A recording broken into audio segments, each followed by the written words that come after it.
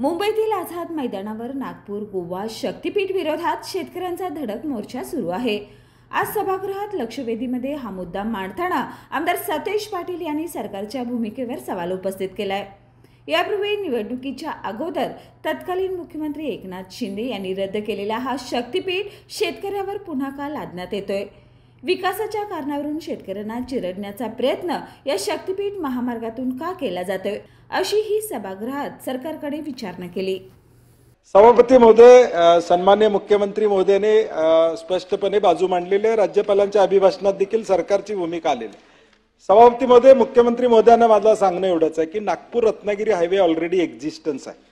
हा महामार्ग जो जोडला जाणार आहे, आपण म्हणतो त्याला जोडणारे अनेक रस्ते आहेत की जे हे नागपूर रत्नागिरी हायवेला आपण जोडू शकतो।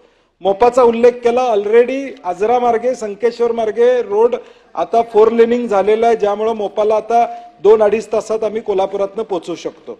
आमचं म्हणणं यातलं काय की आता कोल्हापूर असू दे, सोलापूरवाल्यांनी रत्नागिरी या नागपूर रस्त्याला जमिनी दिल्याच, सांगोल्यातल्या लोकांनी दिल्या जमिनी, पुढं धाराशिवमध्ये लोकांनी जमिनी दिल्या, नांदेडवरून येणारा रस्ता तुळजापूरला चांगला झालेला आहे।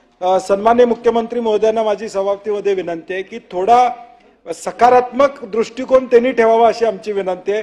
त्यांचा ड्रीम प्रोजेक्ट आहे, त्यांचा माझं म्हणणं आहे की मुख्यमंत्र्यांनी आपल्याला सांगितलंच आहे सकारात्मक कोणावर लादायचा नाहीये प्रोजेक्ट, त्यामुळे बैठकीला आपल्याला इन्व्हाइट केलंच आहे। त्या संदर्भात डिटेल आणि तपशील आज महाराष्ट्रातले सगळे शेतकरी तिथं आलेले आहेत। कदाचित संख्या कमी असं पोलिसांचा रिपोर्ट येतो असतो मला माहित आहे, त्यामुळं आला असेल तर माझी विनंती आहे मुख्यमंत्री महोदयांना की तुम्ही चर्चेला बोलवा। आता ते 550 लोकांना आज जर तुम्ही वेळ दिली, तुम्ही त्यांच्या भावना ऐकून घ्या, एकच बाजू तुमच्यापर्यंत येते।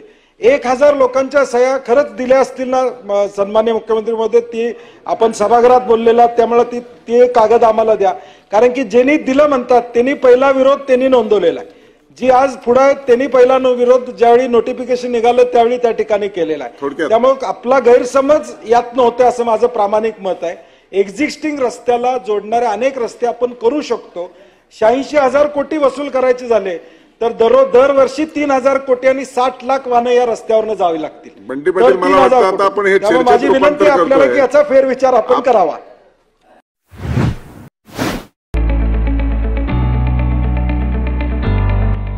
Sir Ambubai Patil English Medium School and Junior College. Pre-NDA Training Center, CBSE pattern and military pattern, approved by Government of Maharashtra. Sir Ambubai Patil English Medium School believes that a better future lies where and students can learn themselves. Graded excellent by state and CBSE pattern for systematic scholastic and co-scholastic work. At Sir Ambubai Patil English Medium School, academic subjects and extracurricular activities complement each other to develop socially skilled and healthier students. Theories and concepts are well understood by performing scientific experiments on their own. At Sir Ambubai Patil English Medium School, we encourage students to think independently and develop their own skills.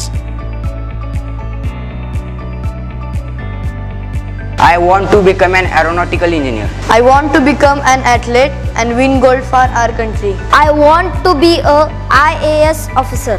When I grow up, I will build a school for poor children. Sir Ambubai Patil English Medium School and Junior College. Address: Gokul Shirga, Taluka Karved, District Kolhapur. 9326617509, 9371331176.